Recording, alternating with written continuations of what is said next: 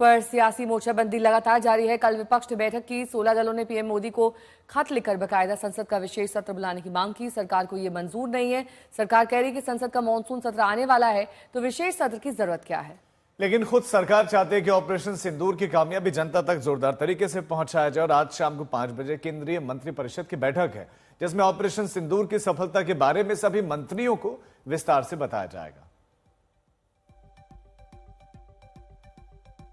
तो ये विपक्ष की बात है कि संसद का विशेष सत्र हो, और कल एक बाकायदा बैठक हुई, पत्र लिखा गया। लेकिन दूसरी तरफ सरकार का पक्ष है कि मानसून सत्र तो आने ही वाला है, तो वहां पर चर्चा करेंगे।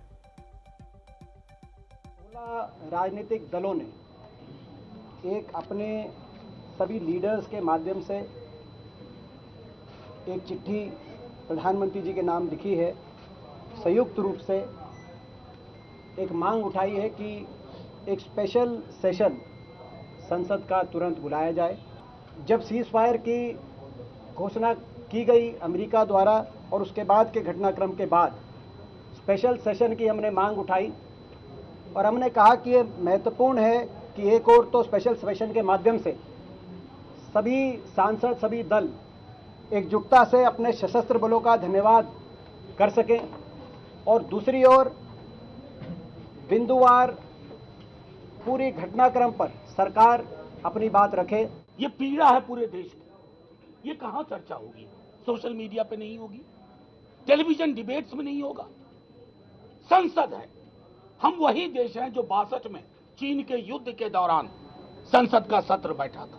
तो प्रधानमंत्री जी से ये गुजारिश की गई है कि प्रधानमंत्री जी, इतिहास में ऐसे क्षण आते हैं जब आपके व्यक्ति को कोई चीज आहत करे ना करे, देश को आहत करता है, और जब देश आहत होता है तो संसद ही है।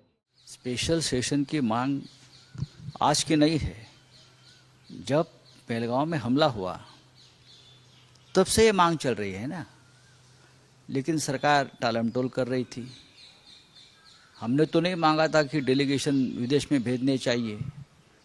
सरकार ने एक नया निकाला मार्ग और सबको विदेश में भेज दिया, 60-70 लोगों को। लेकिन चर्चा देश की जो स्थिति है, टेररिज्म है, कश्मीर और पाकिस्तान का विषय है, उसके ऊपर तो एक ही प्लेटफॉर्म है, वो संसद है। मैं ये कहना चाहता हूँ कि संसद का सेशन बुलाया जाना इसलिए आवश्यक है कि आप सारी दुनिया को तो बता रहे हैं, लेकिन संसद को और संसद के माध्यम से हिंदुस्तान की जनता को अंधेरे में रखना चाहते हैं। हमें इस अवसर पर किन देशों से समर्थन मिला, एक देश भी खुलेआम हिंदुस्तान के समर्थन में नहीं आया, ये चिंता की बात है। हम डिप्लोमेटिक फ्रंट पर पूरी तरह असफल हो गए।